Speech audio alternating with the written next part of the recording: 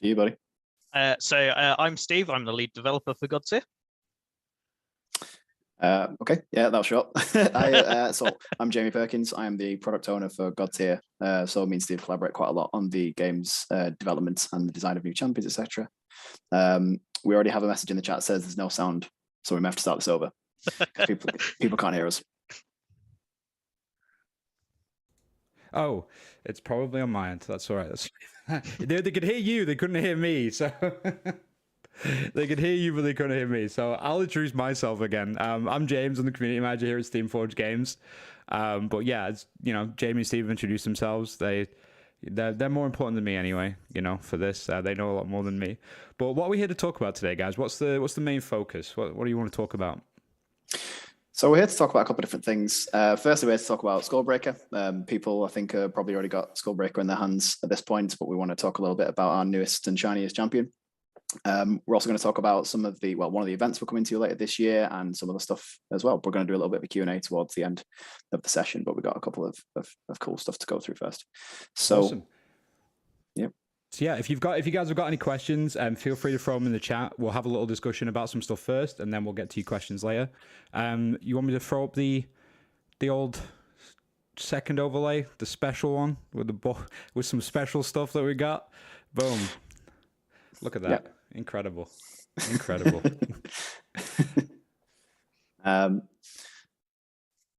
So we're going to talk about Skullbreaker to start off with. Like I said, he's our newest and shiniest champion. He's coming in as a Slayer. Where does Skullbreaker come from, Steve? What was kind of the origins of the idea for Skullbreaker as a champion? So Skullbreaker's kind of concept was brought to us originally from Alex Hall and DC, who both used to work on Godtear. And the concept was very much, and I mean the miniature details this perfectly. It's an orc with a massive weapon. And how do we make a champion that has this massive weapon and make him feel like you have this big weapon that you're trying to swing once per turn and that should basically hurt when you use it? It would help.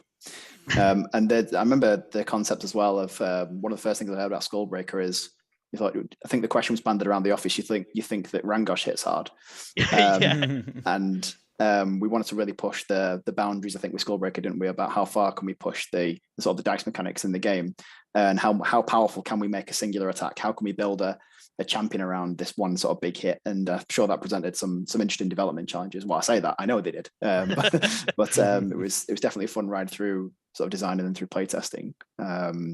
But kind of how was bringing Skullbreaker through development?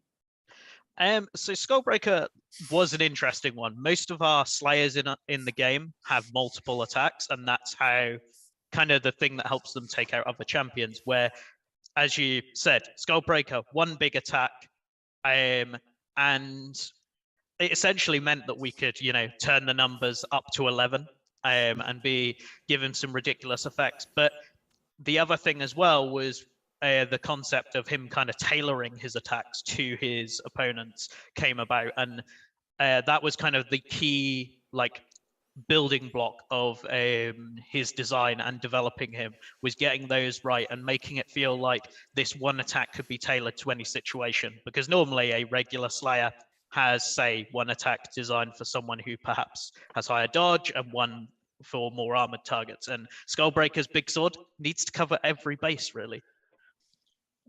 I think it definitely does. I mean, so like you said, yeah, most of the Slayers we've got in Godtear kind of already skew kind of one direction or the other. Rangosh is a really good example of that. I'll come back to him again as somebody that can hit particularly hard, not terribly accurately. And then you've got, Lawson's probably the champion that mostly goes the other way with those super high accuracy skills. And then we've got Skullbreaker being like the person that can tailor it in one direction or the other, or on when it comes to using the ultimate skill, it's like somebody's going to go down this turn. Yes. Who's going to be the person that's unlucky, and we're just winding it up. Yeah, like the definite kind of elevator pitch for this champion in some ways was, if you like to roll dice in Godtear, you're going to get to roll a lot of them with Skullbreaker. I mean, even before any buffs or anything, it's a 9/9 attack on that ultimate, which, 9 dice or 10 if you've got him completely buffed up. Feels pretty good to roll those dice, provided you don't get plenty of blanks, of course. Yeah, definitely. I've definitely seen some games with Skullbreaker where you look down and go, there are only 2s on those dice. Somebody just went, and then the other times you look down and go, there's a lot more blanks than I thought they'd be, but it's fine. There'll be another time coming. And there's definitely there's a slightly more, which is appropriate, I suppose, when he's swinging this massive sword, but somebody's a bit more swingy in terms of the math of kind of how they're going about their stuff on the game board. And did that sort of ever come into play when it came to the game development about like what kind of did the math of Skullbreaker ever become sort of an issue at times, or? Not really, and that was mostly because one of the things that we kind of committed to very early on, and it was definitely something that was a kind of pain to develop around, was this idea of him being range 1 and having to spend actions to modify his attacks. And because you only get 2 actions in Godtear, that ideally he wants to start with the target next to him. So it's one of those where, although we gave him this kind of ridiculous attack, he gained some limitations as a result of that as well, which meant that even if the attack was ridiculous, you were still having to engineer it and deliver it to your opponent, or deliver your opponent to the attack, I guess. Very much so. Yeah, so the pairings with Skullbreaker, you can have some super interesting ideas there, like you said, where you can sort of speed up Skullbreaker to get him across the board, or use somebody like Shale and Landslide and Earthquake people towards Skullbreaker, who's waiting for them to come in. Or even stand behind like a banner and be like, crush it if you dare. Yes, yeah. Good luck. So yeah, cool. Super fun model to see, super fun and rewarding model to see come through development. And I suppose we can probably move on there actually as to kind of one of the first organized places in which you can see Skullbreaker for us, because we're going to be at Adepticon. Yes, we are. We are indeed. And we are going to have a brand new, a new version of the campaign system, aren't we? At Sean Show Adepticon. Do you want to talk to us a little bit about that? Have we got the cover art for the? Yeah, we can show it right now. You want me to pop it up? That would be wonderful. Here we are. Boom. There you are, folks. So we'll just let that sit for a little bit. So talk to us about Winter's effect. Yeah. Absolutely. Talk to us about Winter's Reckoning, Steve. So Winter's Reckoning is, it's the first campaign that we've released since the Kickstarter, and it is set in the Eternal Glade. So the location of one of our starter sets. And as the name suggests, the Eternal Glade is kind of besieged by this kind of winter effect, and kind of horrible tundra is starting to appear on the edge of it. So this campaign is a whole new kind of setting to play your campaign games in. So new location cards similar to the ones in the original Kickstarter, giving you new rules to play with for your games. And the other thing that's quite exciting is we are going to be including with it all the upgrade cards for every champion that has been released to date. So that includes Skullbreaker here.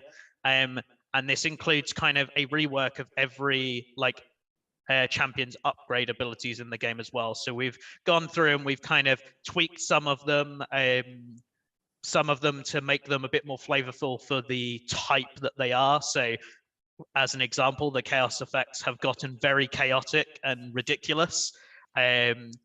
And yeah, that means that you'll get your upgrade cards for, Kira, Jean, etc., all the ones that have come out since the Kickstarter as well. Yep. Well, as you mentioned, as well as a little bit of a rework of all the existing cards. So even if you've played with these champions through the previous campaign that we released, it's worth having a look over those upgrade cards again to see if any elements of your favorite champions' abilities have changed. Speaking of which, we can have a sneak preview of one of those, because we might as well have a look at one of the sides of Skullbreaker's upgrade cards that will be for Chaos, I believe. So if we can show that on screen as well, that'd be great. Bang. There it is. Right next. No chaos. This I'm gonna pass this over to you again, Steve. But this card gave me all kinds of joy just to read, if I'll be honest. But that's all. There you go. So when I said about the chaos effects getting more chaotic, one of the things that we definitely leaned into with the chaos effects is essentially random effects using dice, and they tend to be, when you roll well, they are pretty ridiculous. So it is definitely for the kind of person that wants the kind of high risk, high reward kind of plays here. So we've got Skullbreaker's upgrade to shake it off, where now he can roll a die and he gains that many boons. So he can potentially gain 2 boons a turn. Then the big, I would say, fun thing, the new ability is Throw Jawblade. So it's a bonus action, so it's not going to cost him anything to do. And you roll a die and add a result to the range of his Jawblade for the activation. So yeah, that means he can have a range 3 Jawblade, because why not? It sometimes means it's not going to do anything, but you know, that's the risk and reward that comes with those chaos abilities. Yeah, I definitely like had a few moments where I thought we should have called this Jawblade Boomerang, but I think wiser and saner heads prevailed when it came to Throw Jawblade. But still, I just love the notion that you could start off your activation with the Skullbreaker, with the Chaos side on all of your abilities, and it started to just go, well, I'm only in range to go and hit this champion with my Jawblade, but I'm just going to roll Throw Jawblade to see how far I can throw this Jawblade. It's opened up some more options for me. Awesome. Yeah. And then suddenly you can just reevaluate your whole turn about the different things that you can do. And people can think that they're out of range to be hit by the Jawblade attack, but oh no. Yeah. It's coming from downtown. Yeah, it really is. The pain train is coming for you, and there's no escape. So yeah, it's going to be an awesome one to play with. Speaking of like playing with Skullbreaker, I think we've told people this already, haven't we? We're going to be playing a live streamed game on Thursday. On Thursday on Tabletopia. I'm going to be the one that's lucky enough to pilot Skullbreaker on that day. So I'm going to try not to let you down and show you what you can do. I'm really super excited for that. I mean, I'm kind of feel like Steve has run a marathon here to get Skullbreaker to the end of the development cycle and has done wonderfully. And then sort of I've just stood at the finish line and like, yeah, come on, pass me the trophy. I'm good. Punched him away. Yeah. So I get to steal the glory there, which I apologize for, but no, absolutely props to Steve for bringing this wonderful model through game development. I mean, it's one of those where like it's a Slayer champion. You know, if it's red or yellow, it's way more Perkins than anyone else, to be honest. That's very true. Maybe I should start saying if anybody asks me what my champion class is, it's orange. So I actually think we've got something else from the campaign that we're playing, that we're debuting at Adepticon to show off as well, haven't we? Because we're actually having an experimentation with some. We like to give people things to walk away from our events from. So this campaign pack is going to include some I think they're acrylic tokens. I'm going to be starting them off with a lovely shade of red. If you want to show those on the screen for us. Yeah, they are nice. They're wonderful. They do like a nice deep red. You do. So there's going to be some new types of boon tokens coming in those sets. You'll get those just for playing in the event. You don't have to be a winner. Don't have to be earned in any particular way, just for turning up and playing. So each time you play one of these Winter's Reckoning campaigns, you get to walk away with some nice new red boon tokens to add to your collection, which would be nice. And you will note that they are Slayer red this time, which is pretty exciting. And as Jamie said, it's a case of Adepticon will be your first time that you'll be able to grab these and see these in person and so on. And I think we're both very excited to get our own sets as well. Can't wait, honestly. Like, I'll be certainly playing a lot of different campaign events just so I can get a full collection of those. Look, super excited. Okay. Awesome. So I think what we can do after that actually is we're not doing the whole conversation today about Skullbreaker, and we've talked about the campaign at Adepticon. But as you know, we have a fairly regular rollout of new champions, and Skullbreaker, even though is the shiny golden boy for the time being, shiny golden red boy for the time being, we can give you a very sneak preview of who is coming down the line next. Are they ready for this? I think they're ready for it. You ready?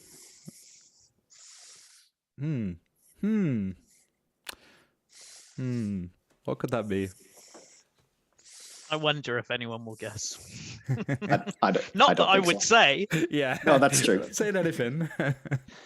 Yeah, so we can leave them on the screen for the time being. Where you've noticed, obviously, we've very intentionally not shown the color or given any indication at all in the background of what you see in there. But this is going to be the next champion that follows Skullbreaker, and they will be coming out later on this year. Yeah, good. Yeah, it's going to be pretty exciting. I mean, I would say I'm excited for this one, but I'm excited for pretty much every champion release. So I just sound like a broken record. But it's a fair. They are. It's a fair statement, and to be honest, we'd hope that coming from the lead developer of Godtear, we'd hope that you're excited about all the releases. And I know you are. I certainly am.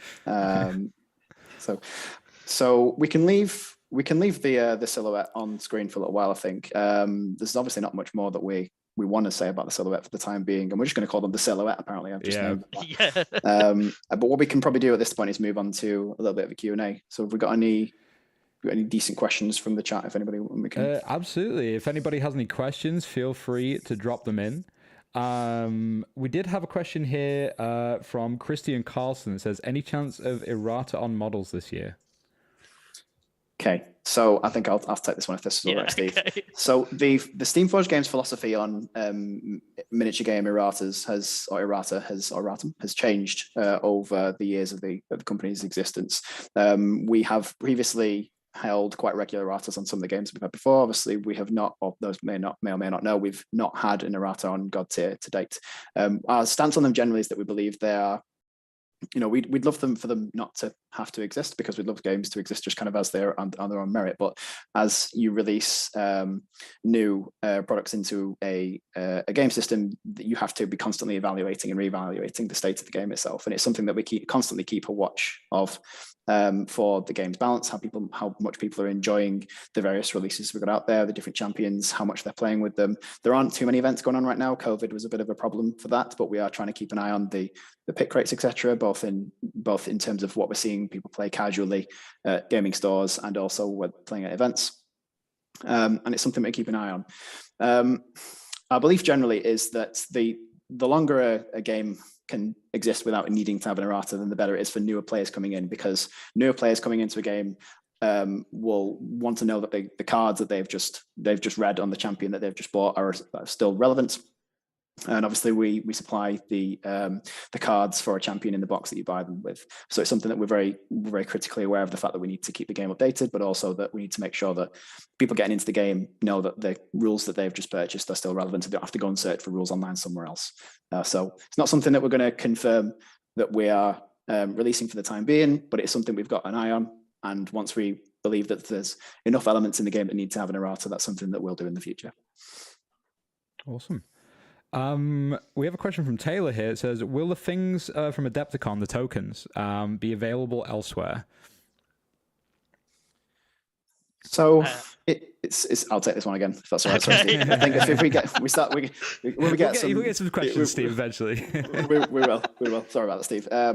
So it's a possibility. It's something we're very open to. It's something that we've done before in our other games to release like accessory kits, etc., and upgrades and cosmetic upgrades for the games that we release.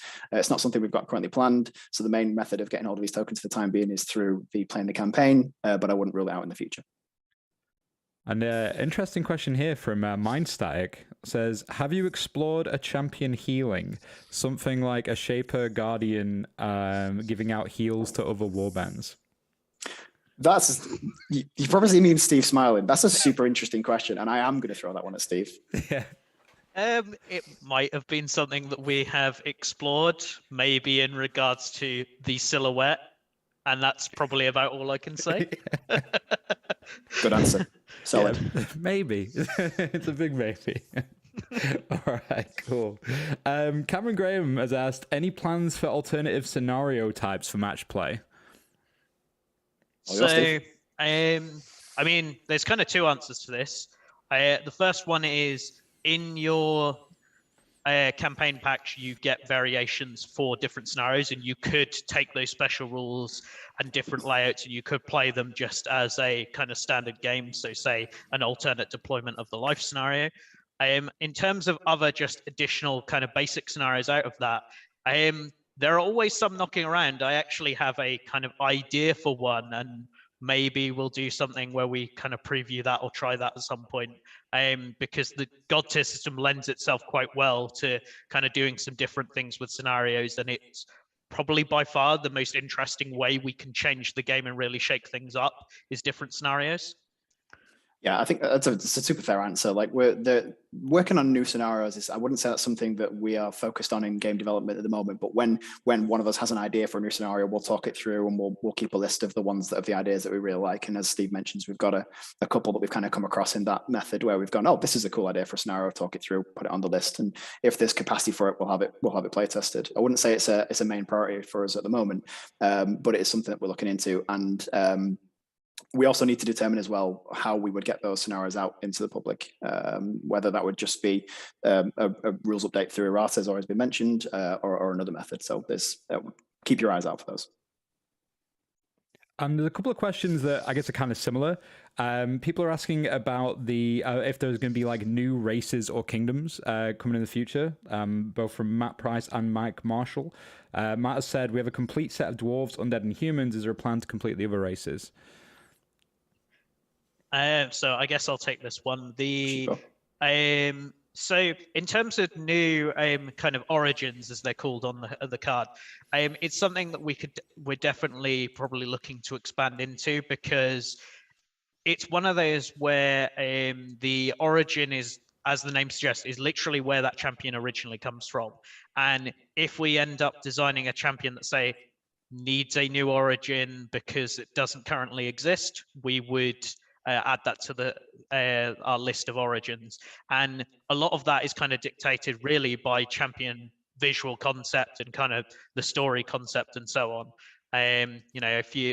If me or Jamie comes up with a cool idea for a new champion and it doesn't fit, it makes sense to create a new one. So it's one that we are definitely looking to kind of expand in future as champions kind of dictate it. The origins at the moment are not like a hard and like rigid thing of, oh, these are your lot, you're not going to get any more. In terms of the answer regarding kind of complete sets of certain origins, it's one of those where there is definitely kind of a push from us to kind of complete certain origins, so do one of each kind of class in those, but it's not something that we're kind of laser focused on completing or dictating our champion design, because as much as, say, maybe we want to do the final champion of a given type for a certain origin, we'd much rather go with champion concepts that excite us, that are interesting to play, rather than feeling like that we have to fulfill a specific quota of an origin. So it's one of those where you will see certain origins get filled out, but it's not something that you should be looking at and going, oh, I'm waiting for this specific origin to get this type of champion, because it may or may not never happen. It may or may not ever happen. Cool. So I hope that answers your question, guys. I think I combined two questions there, so hopefully it worked out for you. Someone has asked, we've got a question from Mark Payton here that says, any word on the alternate dice that have been shown in the past? Oh yeah, okay. I'd forgotten that we'd shown those. That's an excellent question. So one of the things I would say there is, as we showed earlier on in the campaign pack, that we're looking to explore different methodologies of giving people something to walk away from the events. And at the moment, we've gone with the sort of the red shaded acrylic boon tokens, which I'm super excited to get into people's hands. So it is an option that we're exploring of different sort of cosmetic upgrades for your game.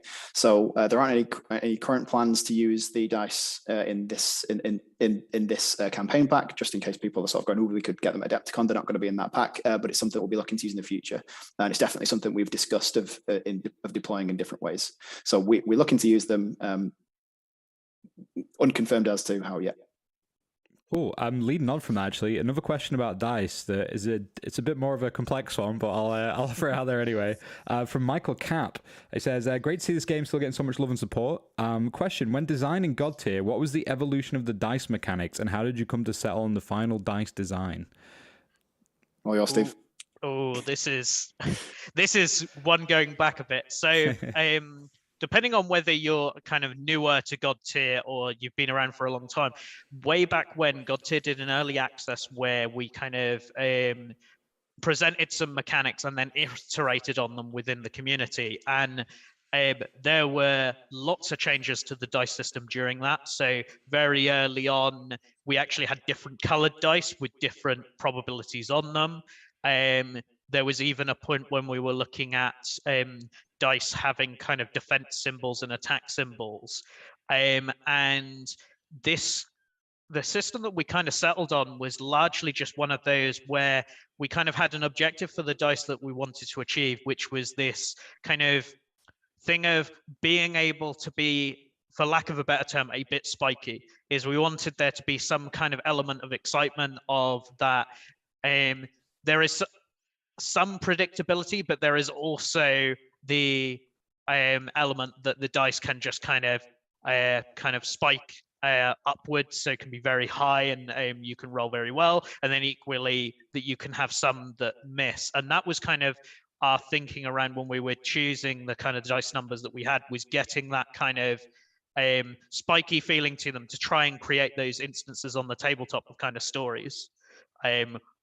Everyone remembers that thing that happens in their game when the first attack in a game spikes massively and you knock out, say, a sneaky Pete on the first turn, which I remember happening in one of our playtest games quite a long time ago. And the fact that I still remember it, because it realistically, in terms of odds, should never have happened. It's so statistically unlikely.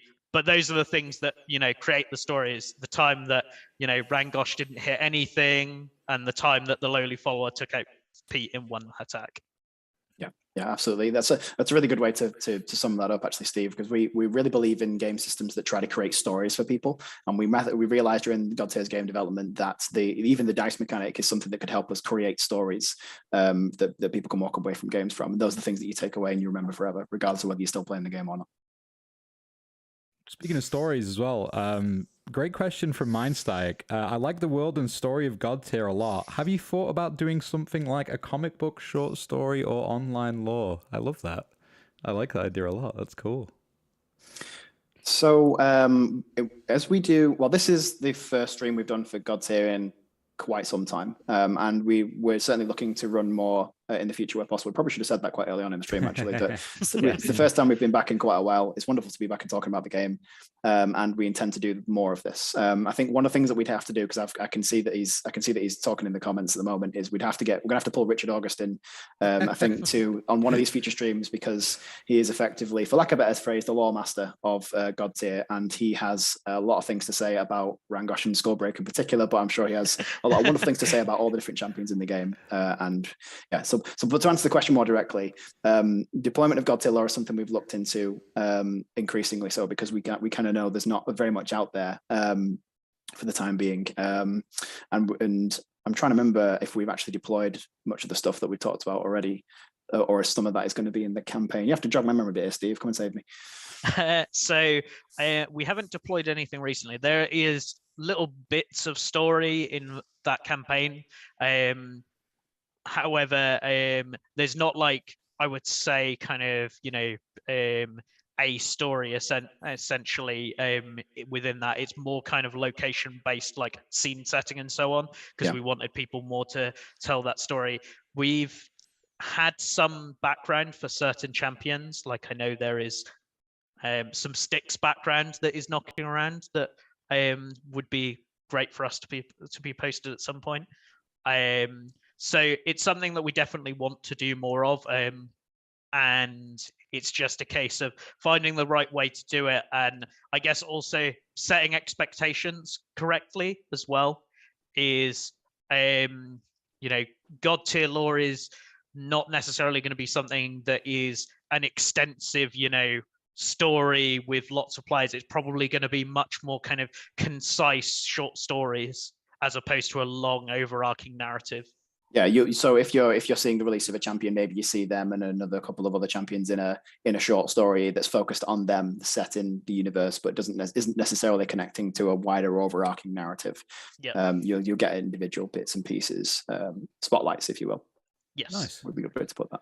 I'm glad you mentioned Richard as well, because I was deliberately ignoring him to see how many times you would type Rangosh in chat. Turns out it's a lot. Don't tempt the man. It doesn't take a lot. He loves Rangosh. Really good question here as well from Band of Badgers. Shout outs to them. With players not familiar with the series, where's the best place to start? The best place to start, honestly, is either of the 2 starter sets. So that is the Borderlands starter set or the Eternal Glade starter set. So each starter set has 2 champions in it, so you can kind of do your 1v1 game to learn. And then you can expand from there to say 2v2s with a few other champions or both starter sets together. But yeah, the best place by far, one of those 2 starter sets will get you all your tokens, dice, etc. that you need. I'd also, as an addendum to that, just highly recommend, depending on how many of you want to play Godtear, a fantastic way to learn, honestly, is to, if you've got both starters, if you're looking after both starter sets, is to play a 2 versus 2 game where you've got 1 champion each. I remember running some intro games where we had both starter sets, and we just thought, well, let's just start doubling people up. And it just happened to be a good system at the time. But people really kind of got into and started role playing the character they were on. Or Titus steps forward and swings his sword, and it just sort of really became a super fun experience. People playing as their character and how they could assist the person on their team. So that actually would work really well as people learning together. Either play 1 versus 1, 2 versus 2, or 2 versus 2 where you're playing a champion each. I think works really well. Transforming wooden mech champion, please, says Barry. I'm in with that, Barry. I'm down with that. Noted, Barry. Noted. For it. One thing I will say, like, to follow up a bit on that, is that, like, with Godtear, there are so many champion ideas that get thrown around, and that we've got a lot of different ideas coming down the pipeline and things we can do. And who knows, maybe a wooden mech could be one of those. Nice. now we're talking. Another question that's about the design, a little bit more intricate on design. Mindstatic says, Luella is my favorite champion by far. How do design and gameplay ideas progress through development? And do you worry about her feeling weak in certain matchups? So, in terms of Luella, she started largely with this kind of, the original concept was kind of this thunder-based concept that ignored people's dodge values. So it was kind of auto-hitting. And from there, we then started to look at, okay, so what can we do to connect her to that? And I think it was also, as part of that, was where the whole like moving in straight lines to go faster came from. And it was then kind of iterating on that kind of concept. And she actually, if I'm remembering correctly, and it has been a long time since we did the Luella development, is she was actually one of those that stayed relatively, and I was going to say static, which is completely unintentional on there. She, like, some champions we come up with a concept, we test it, and then we find certain elements don't work and we have to rework them. Then there are others where you kind of get it close to the mark fairly early on, and then you're just iterating on tweaking numbers and seeing how she plays how they play into various other champions. In terms of like worrying about certain matchups, it's one of the things that we do consider when we're like designing a Godtear champion, is we want a champion to have reasons to take them and reasons that you necessarily wouldn't want to take them. And the ideal for us is that there is not going to be a champion that is kind of the Swiss Army knife that can go into every situation and take on all comers. There should be this kind of ebb and flow. So it's one of those where, in Luella's case and kind of all champions' cases, we want them to have weaknesses, we want them to have strengths, because otherwise you can just end up with the game being homogenous in terms of the champions that are getting taken and so on. And, you know, in some cases we're looking at certain champions that are being played that perhaps don't have weaknesses, and looking at how we can bring champions in that maybe, you know, counter them so that there is some counterplay within the game. Awesome. I was expecting a rich comment about Rangosh there as well, as a jack of all trades, but you know, it's he's missed his opportunity there. Speaking of champions as well, we had a question again from Christian saying, will there be an update on the champion rotation for organized play? champion rotation's an interesting one to chat about. It is.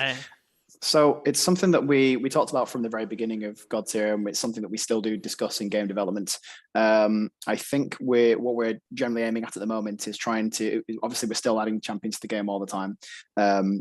And we'll be doing so throughout the life of the game. And what our intention is to get to a particular point where we have enough champions out there to warrant having a rotation system.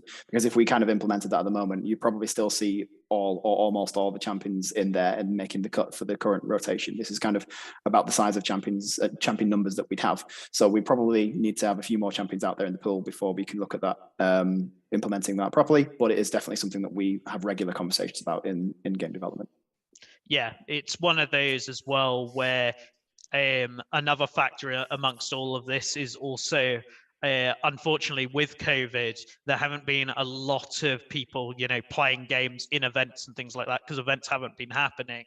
And it seems essentially the game has been kind of dormant in terms of events. It would perhaps be a bit strange to immediately come into, for what a lot of people will be their first Godtear events, with rotations and certain champions that they can't play. So it's definitely something we're, like Jamie said, that we're thinking about, but we're not looking at it as a kind of immediate thing. We probably want to expand the number of champions and also let things kind of sit for a bit and see where certain things go before we implement it.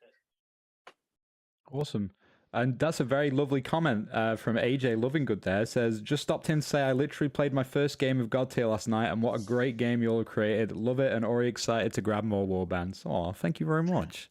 That's fantastic to hear. Like, it's with any game like this, it's always about getting the word out to people and seeing them try their first game, and that's by far one of the most rewarding parts of doing this. Oh, that's awesome. That's super nice to hear. Thank you, AJ. And like Ben Redmond says, what can we fans, community of the game do to help Godtear grow? Just keep enjoying it, man. Like, that's what I would say. Yeah, miniature games have always tended to grow through word of mouth and being seen to be played. If someone sees a game in a gaming store, in a gaming convention or in a gaming hall of any description being played, and they kind of, if it looks cool on the table, they'll walk over and go, "What is that?" And then it's down to that's where the player base can come in there and go, "This is Godtear," and talk about how much you enjoyed the game and how they can get into it. If you're willing to offer them a demo, of course. But ultimately, that's your call to make in the moment. But really, getting out there and just playing the game and being seen to play the game is a wonderful way to grow things, and it's something that Godtear has kind of missed out on quite a lot because of COVID. So just where we haven't been able to go and play in public spaces as much as we used to. So just going out there, play the game. Even when you're playing the game and home on your kitchen table, share an image of having played the game and say, "I'm loving playing this wonderful, fantastic game, Godtear from Steamforged Games," and then we'll continue to grow the player base. I know that Ben, I'll give a little shout out to Ben there because I know that he's running a fan podcast at the moment, which is wonderful. I'd love you to keep recording that podcast. And you're doing wonderful work. Thank you, Ben. Amazing. Yep. We got time for more questions? You guys got time for some more questions? Yeah, let's have two more, I think. And then two more questions. Yeah. Cool. So we have a question here from Charlie that says, Kaelin is such a cool champion, very fun to be able to run around, creating immense pressure on your opponent. What ways do you try to play against her to neuter some of her strengths? Ooh. This is tactics discussion. Yeah, this is an interesting one. So with Kaelin, like, one of the main things, and I think this comes back to actually what we were saying earlier about the Luella conversation of certain champions having pluses and minuses. I would say a big thing with Kaelin, a big minus for her, is she can't go on objective hexes at all. So scenarios like life, she is not a fan of seeing. Champions that can create or move objective hexes can also be a problem for her as well. Now, the other thing as well is that her attacks tend to skew more towards being damage focused rather than accuracy focused. So your more dodge focused champions like Sneaky Pete, she tends not to want to see because she generally wants to ride up and hit someone who is highly protected, like a Rodri or my mind has got Helena. My mind had gone blank there for another protection-focused champion. So my suggestion would be look if you can create more objective hexes, and also focus on dodge more than protection in your lineups. I'd also recommend as well, if you have any easy opportunity to take out the virtues, because the virtues pump quite a lot of the boons onto Kaylin on a turn-to-turn basis, and that's one of the kind of the strengths of Kaylin is she's often wandering around with quite a lot of boons on her at any given time. So if you can take out one or both of the virtues, or keep them physically separated, perhaps with objective hexes or push mechanics, etc., I would recommend that as well, because they quite a lot of her sort of certainly her defensive strength comes from the virtues, and then also when she can sometimes get to the point when she's been that heavily stacked with boons that you start seeing the offensive boons out, or maybe someone's doing those in the first place. So anytime you can kind of cut off that supply of extra benefits for her, then that's going to be useful. Nice. And speaking of strategy, we'll talk strategy whilst we're rounding up here. Thursday, we have another stream going on Thursday. We've not settled on a time yet. We will let you know. I'll keep you updated on social media. Follow Steamforged Ltd and also Godtear on Twitter, and we'll let you know. What's going to be going down there? Let's hype it up. Let's trash talk. Let's. We're going to start the pain train, and we're going to see where it rolls. So we're going to be playing through our Tabletopia module. What we've done there is. We've actually secretly made an updated Tabletopia module that we're going to be playing through, which features Skullbreaker. I need to have a conversation about. I think there's no reason why we can't release that to public afterwards. So we almost certainly will once we've had our go first. We've had our fun first. Yeah. And yeah, so we've determined our lineups for that already, and we're going to be basically trying to show you as many of Skullbreaker's uses and skills as much as possible. So we've got a lineup where we're going to be trying to make use of Skullbreaker's particularly hard-hitting attacks, the fact that he can throw out a lot of accuracy boons onto friendly followers, and basically just show you off the suite of his abilities and hit some things really hard in the face. Which sounds fantastic for me as someone that's got to play against him. So it's going to be. I'm the track for the pain train, apparently. Steve is going to be playing the role of playing an immensely gracious opponent who is effectively going to be running me through an introduction of playing Skullbreaker, you see. So just taking big hits and going, wow, well done. I really appreciate that. Awesome. Do you want to talk about your lineups, or are we keeping that on the secret now? Yeah, we can do, yeah. So this is not particularly secret. I'm going to be playing, obviously, with Skullbreaker, and the champions I've got supporting Skullbreaker are going to be Shale, with the intention to be pulling targets towards Skullbreaker, particularly hopefully ones that can be hit by Earthquake anyway, because obviously I want to try to increase my strategy for Skullbreaker is try to increase his action economy as much as possible, because if Skullbreaker is doing a Jawblade attack in the clash phase, if he has to move, that means that he's not going to get to use one of his abilities to strengthen Jawblade to make it either hit more powerfully or more accurately. So if you can supply the target to Skullbreaker, then you don't have that particular problem. And then he can either make himself more powerful with that particular attack. And my mind has gone blank as to what my other choice was, so I do apologize. What was my other choice, Steve? So I'm now trying to remember. So I know I've got Nia. I think I've got Blackjaw, yes, and Sneaky Pete. Yes, I can remember yours. Yeah, and I'm trying to remember who is your third one. You have Luella. That's who your other one. That's why. Yeah, of course it is. Yeah. So yeah, the reason why I've gone with Luella, obviously, because this is super planned out, just forgot for the moment, is so I'm actually quite experienced with playing Luella. So we played a little Godtear tournament locally. I think it was at the start of the year, or at the end of last year, sometime recently. And I played Luella in all 4 games there.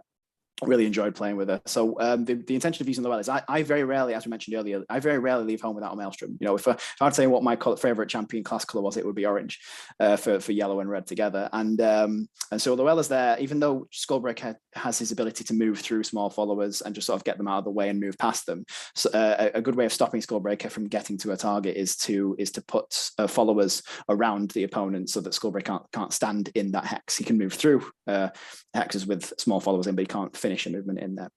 So when you've got someone like Luella who can clear away followers and get them out of the way for Skullbreaker to get there, that's going to be another way of delivering the pain train. Awesome. Well, it's going to be exciting to see. I'm sure Mindstatic will be happy as well that you got playing Luella, getting Luella out there. Awesome. So that'll be great. That'll be super cool. So that'll be on Thursday. As I said, we'll let you guys know on our social media channels to let you know what time that's going to be going down. But that'll be here on YouTube again. So make sure to subscribe to the channel so you'll be able to see that lovely, lovely game, which I'm sure Steve will enjoy and put up a great fight. I'm really sure. I mean, I can't complain really, because if I complain about Skullbreaker, it's like my fault really. So. Exactly. Well, look at that bit. Particularly, our champion's going to get knocked out now. Well, it's your fault. So you did this to yourself. Awesome. All right. Well, thank you guys very much for being with me here today, Jamie and Steve. Appreciate it. Everyone in the chat, thank you so much for hanging out with us. Thank you for all the questions as well. I think I got to all of you. I hope I got to all of you. I hope you had a good time. It was great having you here. We'll see you on Thursday. Thank you very much for hanging out. Have yourselves a lovely rest of your day, or morning, or evening, wherever you are in the world. And we'll see you on Thursday. Catch you later, guys. Bye-bye. Thank you. Bye. Thank you.